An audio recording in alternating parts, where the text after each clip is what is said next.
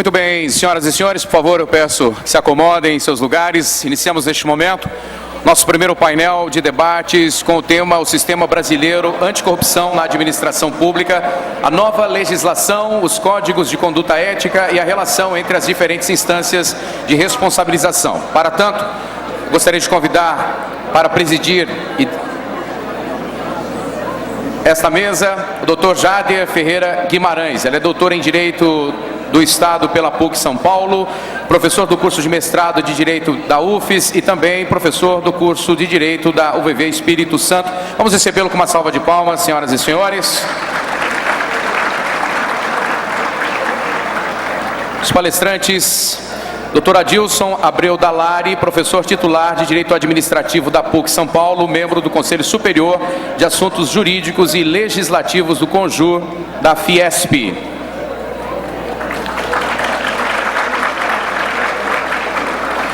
Também convido o Dr. Clóvis Besnos, ele é procurador do Estado de São Paulo, aposentado, professor doutor da PUC São Paulo e ex-presidente do IBDA. E também convido o Dr. Rogério Gesta Leal, desembargador do TJ Rio Grande do Sul, professor titular da Unisc e da Enfam, professor da Unoesc. Por favor, eu peço que se acomodem em seus lugares e passo a coordenação dos trabalhos ao presidente, Dr. Jader Ferreira Guimarães. Bom dia a todos. Inicialmente, gostaria de agradecer imensamente ao professor e amigo Valmir Pontes Filho, presidente do nosso instituto, né? E, ao mesmo tempo, já parabenizá-lo pelo brilhante congresso, pelo grande congresso que realiza aqui na cidade de Foz do Iguaçu. Quero também agradecer e parabenizar os nossos anfitriões, né, aqui do Estado do Paraná, e também cumprimentar todos os congressistas aqui presentes. Devo dizer que é uma satisfação muito grande presidir essa mesa. Primeiro porque é uma mesa que vai debater um tema de suma importância num congresso tão importante quanto esse, tão relevante quanto esse. E também, e sobretudo, porque conta com a participação de 3 grandes juristas, né?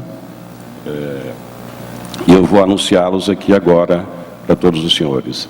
Professor Adilson de Abreu Dallari, né, professor titular de Direito Administrativo da PUC São Paulo, membro do Conselho Superior de Assuntos Jurídicos e Legislativos do CONJUR da Fiesp, né? Professor Clóvis Besnos, procurador do Estado de São Paulo, aposentado, professor doutor da PUC São Paulo e ex-presidente do IBDA. E professor Rogério Gesta Leal, do Rio Grande do Sul, desembargador do Tribunal de Justiça, lá do Estado, professor titular da Unisc e da Enfam e professor da Unoesc. Bom, eu vou passar a palavra imediatamente aos nossos debatedores, né, aos nossos professores, e cada professor vai ter inicialmente 10 minutos para falar sobre o tema, o tema que é o tema carro-chefe desse nosso primeiro painel, né? Como o cerimonial já antecipou, já leu para todos nós, o tema é Sistema Brasileiro Anticorrupção na Administração Pública, a nova legislação, os códigos de conduta ética e a relação entre as diferentes instâncias de responsabilização.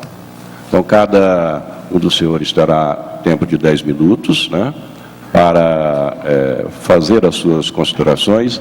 Depois, nós vamos lançar algumas perguntas, né, para que os senhores também façam as devidas considerações sobre elas, né? São 3 questões envolvendo o tema. Como todos os senhores sabem, essa é uma legislação nova, a legislação de 2013, está na ordem do dia, né? Temas importantes são tratados nessa legislação e muitas controvérsias, com certeza, serão abordadas, muitas polêmicas serão levantadas aqui nas discussões que serão travadas a partir desse momento. Eu passo, então, imediatamente a palavra ao professor Adilson Abreu Dallari, na ordem aqui, para fazer as suas devidas considerações. Muito obrigado. Bom dia a todos. Com a exiguidade do tempo, menor do que uma sustentação oral, não há tempo para maiores detalhes, então temos que entrar direto no tema. Eu convivo com esse tema da corrupção, mas do lado de lá, combatendo a corrupção há muito tempo. Faz 60 anos que eu acompanho a atividade política no Brasil. Eu sou do tempo do Getúlio Vargas. Eu acompanhei a famosa banda de música da UDN, que fazia oposição à ditadura. Eu sei o que é uma ditadura. E sei também o que é uma oposição. E sei que no Brasil há 12 anos não existe oposição. Então é uma grande coisa hoje, agora, nós termos uma oposição. Uma oposição que realmente enfrente os desafios do desenvolvimento nacional. Então, com essa minha colocação aqui, dizendo que eu sou do tempo da UDN, eu já deixo bem claro que eu não mudei muito ao longo desse tempo. Quer dizer, eu sou moralista, tenho esse preconceito burguês com relação à honestidade, à correção, à probidade administrativa. Sou neoliberal, sim, porque a Constituição brasileira é neoliberal, ao mesmo tempo que ela afirma a liberdade de iniciativa, a propriedade privada, ela também tem preocupações de ordem social bastante sérias. Ao mesmo tempo que ela tem como um dos princípios fundais a igualdade, ela tem também como princípio fundamental a superação das desigualdades. E como se supera desigualdades? Tratando desigualmente os desiguais. Enfim, nós temos um cenário bastante complexo que não comporta muito rótulo. Mas, enfim, eu tenho uma ligação bastante grande com o neoliberalismo e não acredito em desenvolvimento, em evolução social sem crescimento econômico. Tem artifícios para esconder o desemprego, mas o que faz o país andar é emprego, renda e possibilidade de evolução social pelo esforço próprio.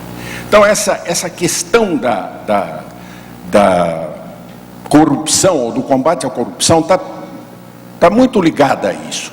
Porque se nós não tivermos um governo honesto, correto, pautado pelas normas que devem reger a administração pública, é impossível se chegar a uma evolução social.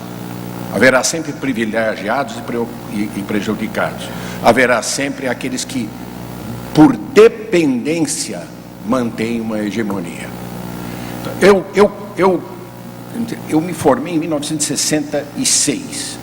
Em 67, comecei a trabalhar com o professor Eli Lopes Meirelles e já de cara, em fevereiro de 67, surgiu o famoso Decreto-Lei número 201, que cuidava dos crimes de responsabilidade dos prefeitos e vereadores. Então, logo de cara, comecei a cuidar de problema de corrupção no âmbito municipal. Como eram tempos de ditadura, era mais fácil combater a corrupção na esfera municipal. Então, os prefeitos passaram a ser o Cristo da ocasião.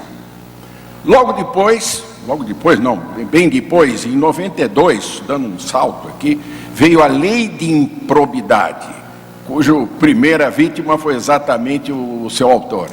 Essa lei de improbidade cuidava daqueles atos que acarretam enriquecimento ilícito, que causam lesão ao erário e que atentem contra os princípios da administração. Na aplicação dessa lei, o Ministério Público começou primeiro com um certo exagero e pouco a pouco foi se amoldando. Essa lei ainda é bastante importante e o papel do Ministério Público é fundamental. Duas leis que vieram no tempo contribuindo de maneira indireta para a probidade da administração, eu gostaria de citar. A primeira delas é a Lei de Processo Administrativo, a Lei 9784 de 99. O que ela tem que ver com isso? Tudo. Eu sou do tempo em que as autoridades não precisavam justificar as decisões que tomavam.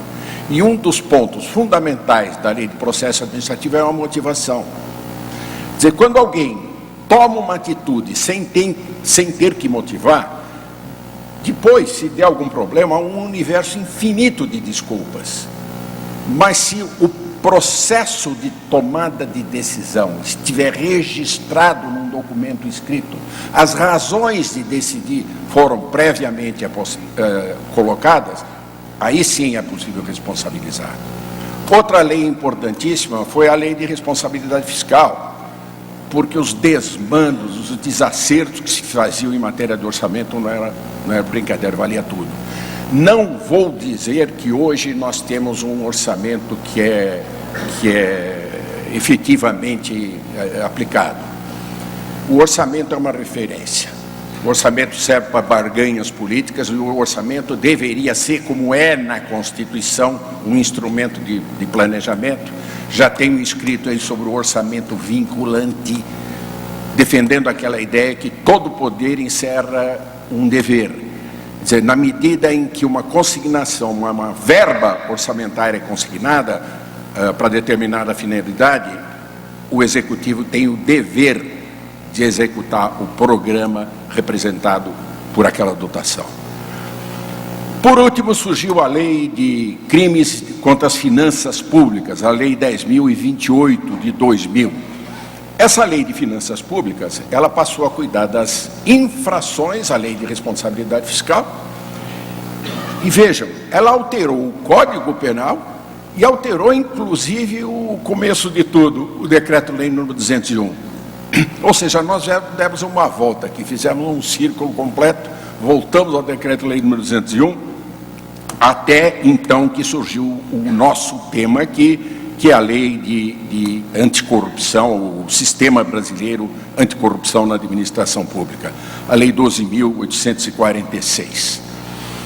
Essa lei não é possível entrar em muito detalhe com relação ao conteúdo dela, mas é importante saber a origem dela.